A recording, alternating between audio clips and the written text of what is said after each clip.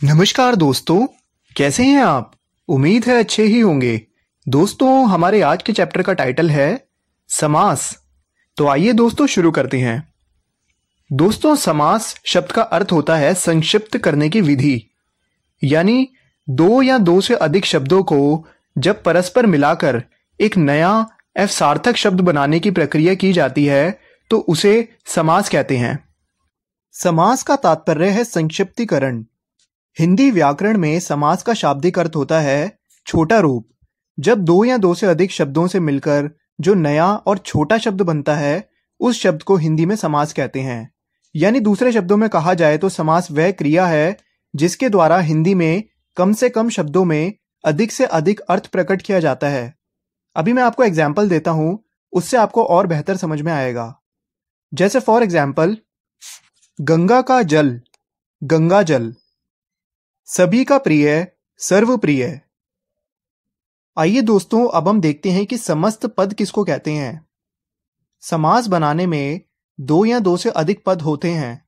इन पदों का मेल करके जो नए पद बनते हैं इन्हें समस्त पद कहते हैं, या फिर इन्हें समासिक पद भी कहा जाता है।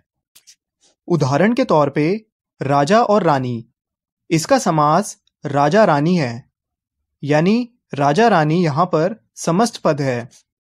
दोस्तों, समास बनाने में जो पद होते हैं उनमें प्रथम पद को पूर्व पद तथा द्वितीय पद को उत्तर पद कहते हैं। यानी अभी हमने जो एग्जाम्पल देखा राजा रानी, इसमें राजा पूर्व पद है तथा रानी उत्तर पद है। आइए दोस्तों, अब हम अपने अगले टॉपिक यानी समास विग्रह की ओर चलते हैं। जब समस्त पद के सभी पद अलग अलग किए जाते हैं तो इसे समास विग्रह कहते हैं। उदाहरण के तौर पे नंबर फर्स्ट, रात दिन। इसको अगर हम विग्रह करें तो यह बनेगा रात और दिन। दूसरा देखते हैं सर्वप्रिय। इसको विग्रह करें तो बनेगा सभी को प्रिय। तीसरा एग्जाम्पल अगर हम देखें जन्मांध, इसको अगर हम विग्रह करें तो यह बनेगा जन्म से अंधा। दोस्तों, तो समास टोटल 6 प्रकार के होते हैं। नंबर फर्स्ट अव्ययभाव समास, नंबर सेकंड तत्पुरुष समास, नंबर थर्ड कर्मधारय समास, नंबर फोर्थ द्विगु समास, नंबर 5 द्वंद्व समास, नंबर 6 बहुब्रीहि समास। आइए एक एक करके सबके बारे में जानते हैं। नंबर फर्स्ट आता है अव्ययभाव समास। दोस्तों, ऐसे शब्दों का मेल जिसका पूर्व शब्द प्रधान हो तथा अव्यय हो और दोनों शब्द मिलकर क्रिया विशेषण अव्यय का काम करे उसे अव्ययभाव समास कहते हैं। इस समास में अव्यय के रूप में मुख्य रूप से प्रति, आ, यथा, उप, बे आदि आते हैं। जैसे फॉर एग्जाम्पल यहां पे मैंने समस्त पद और विग्रह दोनों दिखाए हैं। फर्स्ट एग्जाम्पल है रातों रात। अगर हम इसका विग्रह करें तो बनेगा रात ही रात में। सेकंड एग्जाम्पल है हाथों हाथ। इसका विग्रह होगा हाथ ही हाथ में। नंबर फोर्थ एग्जाम्पल है हर रोज। इसका विग्रह होगा रोज रोज। नंबर फिफ्थ एग्जाम्पल है कानों कान, जिसका विग्रह होगा कान ही कान में। दोस्तों, अव्ययभाव समास पहचानने की एक ट्रिक है। इस समास की पहचान के लिए हमें देखना होगा कि अव्ययभाव समास में पहला शब्द हमेशा अव्यय होता है और इस अव्यय के रूप में प्रति, आ, यथा, उप, बे आदि शब्द ही आते हैं तथा कुछ शब्द ऐसे होते हैं जिनमें ये अव्यय नहीं आते। तो उनकी पहचान करने के लिए हमें यह देखना होता है कि वही शब्द 2 बार आते हैं लगातार, जैसे गांव गांव या फिर हाथों हाथ आदि। तो इस प्रकार हम दोनों तरीके से अव्ययभाव समास की पहचान कर सकते हैं। ये 2 तरीके के उदाहरण ही अव्ययभाव समास के अंदर आते हैं। दोस्तों, यहां पे मैंने अव्ययभाव समास के और एग्जाम्पल प्रेजेंट करे हैं जो इस समय आपको स्क्रीन पर दिखाई दे रहे हैं। आइए दोस्तों, अब हम अपने सेकंड नंबर के समास यानी तत्पुरुष समास की ओर बढ़ते हैं। दोस्तों, जिस समास का उत्तर पद प्रधान तथा पूर्व पद गौण होता है उसे तत्पुरुष समास कहते हैं। यानी कहने का मतलब है जब 2 शब्दों के बीच कारक की विभक्ति को हटाकर उन्हें मिलाया जाता है तब वह तत्पुरुष समास कहलाता है। अभी मैं आपको कुछ उदाहरण देता हूं, आप वो देखिए। नंबर फर्स्ट मूर्ति को बनाने वाला यानी मूर्तिकार। नंबर सेकंड काल को जीतने वाला यानी कालजयी। नंबर 3, राजा को धोखा देने वाला यानी राजद्रोही। नंबर 4, खुद को मारने वाला यानी आत्मघाती। नंबर 5, मांस को खाने वाला, एग्जाम्पल मांसाहारी। दोस्तों, तत्पुरुष समास के 6 भेद होते हैं। एक एक करके मैं आपको सारे भेद बताता हुआ चलूंगा। सबसे पहला भेद होता है कर्म तत्पुरुष समास। दोस्तों, यह समास को चिन्ह के लोप से बनता है। जैसे फॉर एग्जाम्पल ग्रामगत यानी ग्राम को गया हुआ। नंबर 2, यश प्राप्त यानी यश को प्राप्त। नंबर 3, स्वर्गगत यानी स्वर्ग को गया हुआ। नंबर 4, ग्रंथकार यानी ग्रंथ को लिखने वाला। दिए गए उदाहरणों में जैसे कि आप देख सकते हैं, यहां सभी शब्दों में उत्तर पद प्रधान है एवं पूर्व पद गौण है। जब इनका समास किया जाता है तब इनके बीच में को योजक चिन्ह का लोप हो जाता है, यानी को चिन्ह लग जाता है। इसीलिए ये सारे उदाहरण कर्म तत्पुरुष समास के अंतर्गत ही आएंगे। नंबर 2 आता है करण तत्पुरुष समास। यह समास 2 कारक चिन्हों यानी से और के द्वारा के लोप से बनता है। जैसे फॉर एग्जाम्पल नंबर 1, करुणापूर्ण यानी करुणा से पूर्ण। नंबर 2, शोकाकुल यानी शोक से आकुल। नंबर 3, वाल्मीकि रचित यानी वाल्मीकि द्वारा रचित। नंबर 4, शोकातुर यानी शोक से आतुर। इन दिए गए उदाहरणों में जैसे कि आप देख सकते हैं, यहां सभी शब्दों में उत्तर पद प्रधान है और पूर्व पद गौण है। जब इनका समास किया जाता है तो इनके बीच में से योजक चिन्ह या फिर के द्वारा योजक चिन्ह का लोप हो जाता है, यानी ये दोनों चिन्ह लगते हैं। इसीलिए ये उदाहरण करण तत्पुरुष समास के अंतर्गत ही आएंगे। आइए नंबर 3 देखते हैं। नंबर 3 होता है संप्रदान तत्पुरुष समास। इस समास में कारक चिन्ह के लिए का लोप हो जाता है। जैसे फॉर एग्जाम्पल नंबर 1, प्रयोगशाला यानी प्रयोग के लिए शाला। नंबर 2, डाक गाड़ी यानी डाक के लिए गाड़ी। नंबर 3, रसोई घर यानी रसोई के लिए घर। नंबर 4, यज्ञशाला यानी यज्ञ के लिए शाला। नंबर 5, देशार्पण यानी देश के लिए अर्पण।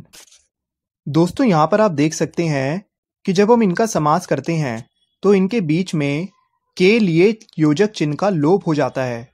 इसीलिए ये सारे एग्जाम्पल्स भी संप्रदान तत्पुरुष समास के अंतर्गत ही आएंगे। इसके अलावा मैं आपको कुछ और एग्जाम्पल्स स्क्रीन पर दिखा रहा हूं।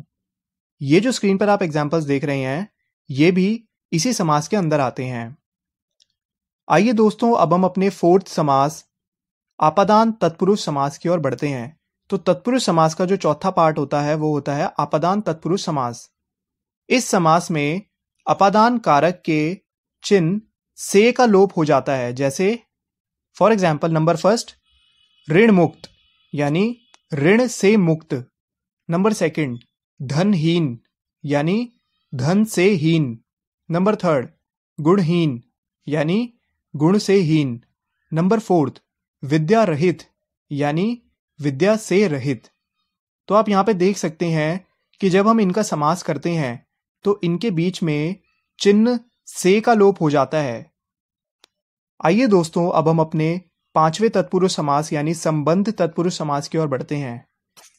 तो दोस्तों, इस समास के अंदर संबंध कारक के चिन्ह का, के व की का लोप होता है, वहां संबंध तत्पुरुष समास होता है। जैसे फॉर एग्जाम्पल भूदान यानी भू का दान। नंबर 2, राष्ट्र गौरव यानी राष्ट्र का गौरव। नंबर 3, राजसभा यानी राजा की सभा।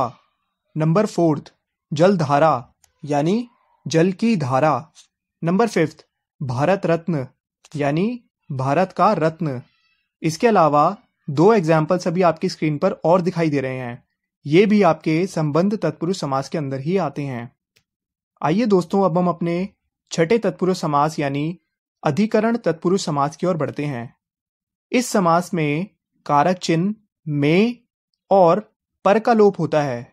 जैसे फॉर एग्जाम्पल नंबर फर्स्ट गृह प्रवेश यानी गृह में प्रवेश। नंबर सेकंड पर्वतारोहण यानी पर्वत पर आरोहण। नंबर थर्ड ग्राम वास यानी ग्राम में वास। और नंबर फोर्थ आप बीती यानी आप पर बीती। तो दोस्तों यहां पर हमारे तत्पुरुष समास के 6 के 6 टाइप खत्म होते हैं। आइए अब हम कर्मधारय समास की ओर बढ़ते हैं। तो कर्मधारय समास की परिभाषा सबसे पहले आप देख लीजिए। वह समास जिसका पहला पद विशेषण एवं दूसरा पद विशेष्य होता है अथवा पूर्व पद एवं उत्तर पद में उपमान उपमेय का संबंध माना जाता है, कर्मधारय समास कहलाता है। इस समास का उत्तर पद प्रधान होता है एवं जब हम इसका विग्रह करते हैं तो दोनों पदों के बीच में या तो के समान या है जो या फिर रूपी, इनमें से किसी एक शब्द का प्रयोग होता है। अभी आपको एग्जाम्पल से समझ में आ जाएगा। आइए इसके एग्जाम्पल्स देखते हैं। नंबर फर्स्ट पीतांबर यानी पीत है जो अंबर। नंबर सेकंड महात्मा यानी महान है जो आत्मा। नंबर थर्ड लालमणि यानी लाल है जो मणि। और नंबर फोर्थ महादेव यानी महान है जो देव। तो हम देख सकते हैं कि इन उदाहरणों में पूर्व पद उत्तर पद की या तो विशेषता बता रहा है या फिर दोनों पदों में उपमेय एवं उपमान का संबंध है। जैसे कि हमने पीतांबर में देख सकते हैं कि वस्त्र के पीले होने की विशेषता बताई जा रही है। ऐसे ही लाल मणि में मणि के लाल होने की विशेषता बताई जा रही है। इसीलिए ये उदाहरण कर्मधारय समास के अंतर्गत ही आएंगे। इसके अलावा हम और एग्जाम्पल्स देखते हैं। जैसे देहलता यानी देह रूपी लता। दूसरा एग्जाम्पल नवयुवक यानी नव है जो युवक। तीसरा एग्जाम्पल कमल नयन यानी कमल के समान नयन। चौथा एग्जाम्पल नीलकमल यानी नीला है जो कमल। तो जैसे कि हम देख सकते हैं, सबसे पहले हमने बोला देहलता, तो देहलता में लता की देह से समानता दिखाई जा रही है। और दूसरे एग्जाम्पल में जब हमने बोला कमल नयन, तो यहाँ पे नयनों की कमलों के समान होने की बात कही जा रही है। इन शब्दों में उपमान उपमेय होने का संबंध हुआ है, इसीलिए ये सारे भी कर्मधारय समास के अंतर्गत ही आएंगे। और हमने एक और एग्जाम्पल देखा नवयुवक। जब हम नवयुवक का उदाहरण देखते हैं कि नव है जो युवक एवं नीलकमल का उदाहरण देखते हैं अर्थात नीला है जो कमल, तो इसमें पूर्व पद उत्तर पद की विशेषता बताने का काम कर रहा है, यानी दोनों पदों में विशेषण विशेष्य होने का संबंध है। इसीलिए ये एग्जाम्पल्स भी कर्मधारय समास के अंतर्गत ही आएंगे। आइए दोस्तों हम और एग्जाम्पल्स देखते हैं। जैसे पुरुष रत्न यानी रत्न है जो पुरुष। इसके अलावा भवजल यानी भव यानी संसार रूपी जल। अगर हम उदाहरण पुरुष रत्न को लेते हैं तो हम देख सकते हैं कि यहाँ एक पुरुष को रत्न के समान बताया गया है। और अगर हम भवजल का उदाहरण देखते हैं तो देख सकते हैं कि यहाँ जल को संसार के समान बताया गया है, यानी पूर्व पद एवं उत्तर पद में विशेषण एवं विशेष्य होने की या उपमान व उपमेय होने का संबंध है। हम जानते हैं कि जब ऐसा होता है तो वहां कर्मधारय समास होता है। आइए दोस्तों अब हम अपने अगले समास यानी द्विगु समास की ओर बढ़ते हैं। सबसे पहले हम इसकी परिभाषा देखते हैं। जहां उत्तर पद प्रधान हो तथा एक शब्द विशेषण तथा दूसरा विशेष्य हो, लेकिन कर्मधारय से इतना अंतर होता है कि इसमें विशेषण शब्द संख्यावाचक होता है, इसे द्विगु समास कहते हैं। यानी कहने का मतलब यह है दोस्तों कि इसकी पहचान करना बहुत ही आसान है। इस समास में आपको सम्मिलित शब्दों का पहला शब्द हमेशा संख्यावाची होता है, यानी संख्यावाची मिलेगा। यानी जिस शब्द में पहला शब्द संख्या का आए वहां हमेशा द्विगु समास होता है। आइए एग्जाम्पल्स देखते हैं। नंबर फर्स्ट त्रिकोण यानी 3 कोणों का समाहार। नंबर सेकंड चौराहा यानी 4 राहों का समाहार। नंबर थर्ड त्रिफला यानी 3 फलों का समाहार। नंबर फोर्थ चौमासा यानी 4 मासों का समूह। नंबर फिफ्थ सप्ताह यानी 7 दिनों का समूह। तो यहाँ पे आप देख ही सकते हैं कि जो पहला शब्द है वो संख्यावाची है, यानी किसी चीज की संख्या बता रहा है। इसके अलावा जो अभी आप एग्जाम्पल स्क्रीन पर देख रहे हैं, ये आपके कुछ और एग्जाम्पल्स हैं जो द्विगु समास के अंदर आते हैं। आइए दोस्तों, अब हम अपने अगले यानी द्वंद्व समास की ओर बढ़ते हैं। दोस्तों, इस समास की पहचान करना अत्यंत सरल है। इस समास में सम्मिलित शब्दों में योजक चिन्ह लगा होता है। इस समास में ऐसे शब्द होते हैं जिनमें दोनों शब्द यानी पूर्व और उत्तर पद का बराबर महत्व होता है, जो एक दूसरे के पूरक हैं, जैसे रात दिन, राजा रानी, दाल रोटी, माता पिता आदि। और कुछ ऐसे भी शब्द हैं जिनमें महत्व दोनों का है पर उन दोनों में विकल्प होता है, जैसे पाप पुण्य, भूखा प्यासा आदि। आइए दोस्तों, द्वंद्व समास के हम कुछ और एग्जाम्पल्स भी देखते हैं। जैसे फॉर एग्जाम्पल पति पत्नी यानी पति और पत्नी। नंबर सेकंड जलवायु यानी जल और वायु। नंबर थर्ड दूध दही यानी दूध और दही। नंबर फोर्थ लव कुश यानी लव और कुश। इसके अलावा यहां पर जो आप स्क्रीन पर और एग्जाम्पल्स देख रहे हैं, ये सारे एग्जाम्पल्स भी द्वंद्व समास के अंदर ही आते हैं और आप देख सकते हैं कि इनके बीच में योजक चिन्ह और लगा हुआ है। आइए दोस्तों, अब हम अपने अगले समास और आखिरी समास बहुव्रीहि समास की ओर बढ़ते हैं। तो आइए सबसे पहले इसकी परिभाषा देखते हैं। ऐसे शब्दों का मेल जिनमें दोनों पद प्रधान ना हो, यानी जिसमें जो शब्द हम यूज कर रहे हैं वो स्वयं प्रधान ना रहकर किसी तीसरे शब्द की ओर संकेत करे, या फिर दोनों शब्द मिलकर एक विशेष संज्ञा का अर्थ दें, तो उसे बहुव्रीहि समास कहते हैं। जैसे फॉर एग्जाम्पल आप ये देखिए, चतुर्भुज यानी चार हैं भुजाएं जिसकी, अर्थात यहां पे हम विष्णु जी की बात कर रहे हैं। दूसरा एग्जाम्पल देखते हैं, गजानन यानी गज से आनन वाला, यहां पे हम गणेश जी की बात कर रहे हैं। दोस्तों, यहां पे हम देख सकते हैं कि पूर्व पद और उत्तर पद में से कोई भी पद प्रधान नहीं है और ये दोनों पद मिलने के बाद किसी दूसरे ही पद की ओर संकेत कर रहे हैं। इसके अलावा हम एक और एग्जाम्पल देखते हैं, दशानन 10 हैं आनंद जिसके, यानी यहां पर हम रावण की बात कर रहे हैं। हम इस उदाहरण में देख सकते हैं कि पूर्व पद एवं उत्तर पद यानी 10 एवं आनंद में कोई भी पद प्रधान नहीं है और ये दोनों पद मिलने के बाद किसी दूसरे ही पद दशानन, जो कि रावण का एक नाम है, उसकी ओर संकेत कर रहे हैं। इसके अलावा और एग्जाम्पल्स अगर हम देखें तो है लंबोदर यानी लंबा है उदर जिसका, तो यहां पर भी हम गणेश जी की बात कर रहे हैं। इसके अलावा एक और एग्जाम्पल देखते हैं, चतुर्मुख यानी चार हैं मुख जिसके, यानी यहां पर हम ब्रह्मा जी की बात कर रहे हैं। एक और एग्जाम्पल देखते हैं, निशाचर यानी निशा अर्थात रात में विचरण करने वाला, यानी यहां पर हम राक्षस की बात कर रहे हैं। तो दोस्तों, अगर हम इस एग्जाम्पल में देखें तो पूर्व पद निशा एवं उत्तर पद चर में से कोई भी पद प्रधान नहीं है और ये दोनों पद मिलने के बाद राक्षस की ओर संकेत कर रहे हैं, जो इन दोनों ही पदों से बिल्कुल अलग है। तो हम ये कह सकते हैं कि ये भी बहुव्रीहि समास ही होगा। इसके अलावा हम एक और आखिरी एग्जाम्पल देखते हैं, त्रिलोचन यानी 3 आंखों वाला। तो आप समझ ही गए होंगे हम यहाँ पे भगवान शिव की बात कर रहे हैं। तो दोस्तों, यहां पर हमारे सारे के सारे समास खत्म होते हैं। उम्मीद है आपको इन सारे समासों का एक्सप्लेनेशन समझ में आ गया होगा। आपसे मिलेंगे अगली वीडियो में, तब तक के लिए देखते रहिए खेल खेल में ज्ञान। Okay, thank you.